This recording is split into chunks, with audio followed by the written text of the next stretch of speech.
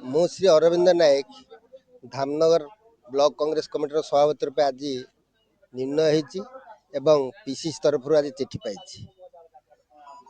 ଦାୟିତ୍ୱ ଅନୁସାରେ ଆପଣମାନଙ୍କୁ ଗୋଟିଏ କଥା କହିବି, ଆମର ପୂର୍ବତନ ମନ୍ତ୍ରୀ ଶ୍ରୀ ଜଗନ୍ନାଥ ରାଉତ ଯେଉଁ ସମୟରେ ଥିଲେ ଧାମନଗରରେ ଏକଜୁଟ ଏକ ଥିଲେ। ଆମର ଅଭିନ୍ନ କଂଗ୍ରେସର ଦୁଇ ଦଳ ନଥିଲା ଏବଂ ସର୍ବୋପରି କଂଗ୍ରେସଟା ଯେଉଁ ଆଗେଇ ଯାଇଥିଲା ଆମେ ଏକ ଥିଲୁ ବୋଲି ଆଗେଇଥିଲା। ତାପରେ ଜଗନ୍ନାଥ ରାଉତଙ୍କ ପରେ ତାଙ୍କର ଯେଉଁ ପୁଅ ଆସିଛି ଅଭିଷେକ ରାଉତ, ତାଙ୍କରି ମାଧ୍ୟମରେ ଆଜି ଏକ ସବୁ ହେଇସାରିଛନ୍ତି ଏବଂ ଏଇ ଶୁକ୍ରବାର ସୁଦ୍ଧା ଆମେ ସବୁ ଏକ ହେଇ ଗୋଟିଏ ଦିନ ବସିବୁ ଏବଂ ଆଗାମୀ ଦିନରେ ଧାମନଗରକୁ ଏକ କରିକି କେମିତି ଲଢ଼ିମୁ ସେତିକି ମୋର ପ୍ରଥମ ଚେଷ୍ଟା ରହିବ। ସମସ୍ତେ ଏକ ହେଇକି ଆମେ କଂଗ୍ରେସ ପାଇଁ ଲଢ଼ିମୁ। Sudananda Sethi, ex MLA candidate Dhamnagar constituency. सर्वप्रथमे ओडिशा प्रदेश कांग्रेस कमिटी सभापति सम्मान्य सत्यचरण दास एवं भद्रक जिला कांग्रेस कमिटी सभापति नलिन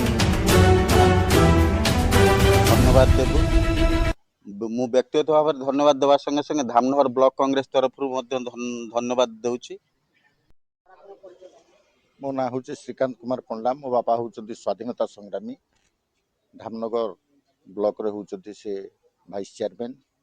अनडिवाइडेड बालेश्वर जिला कांग्रेस कमिटी से उपसभापति थिले। टिके पूर्व आपन को ओडिशा प्रदेश कांग्रेस कमिटी की संबोधन कले आमर पूर्वतन कन्स्टिट्यूएंसी लीडर सम्मान्य हृदानंद सार। सर्वप्रथमे भक्त बाबू एवं संतोष सिंह सालुजा, भद्रक रे आमर नलिन बाबू, असित बाबू, ये समस्ते जो प्रकार धामनगर गोटे नवदिगंत सृष्टि कर जो आभिमुख्य नहीं आगे थे आज ताहा परिसमाप्ति घटी। द्वितीय कथा, धामनगर 25 वर्ष है जो प्रकार राजनैतिक दृष्टिचित्र जमी गोटे तले रही जाइए समस्त आखिरी जमी गोटे भग्न चित्र। तेणु आमे भावुचु सेटा को गोटे पूर्णांग चित्र परिणत करूँ निश्चित भाव में आशा रखीचु। एवं आज जे सभापति होती जहाँ आम ये संबर्धना कलु, ये संबर्धना उत्सव नुह एमती शुणी सारापर आज जो कांग्रेस परिवार भितर जो गोटे खुशी माहौल ये निमाई बाबू को ये आम आरंभ कलु, किंतु आम आज दिन ये माहौल टाक लक्ष्य करुचु आगामी दिन में कांग्रेस जो स्पीड नब से स्पीड की कहीं कंट्रोल करें। ए आशा आम अरविंद नायकों ऊपर रखीचु।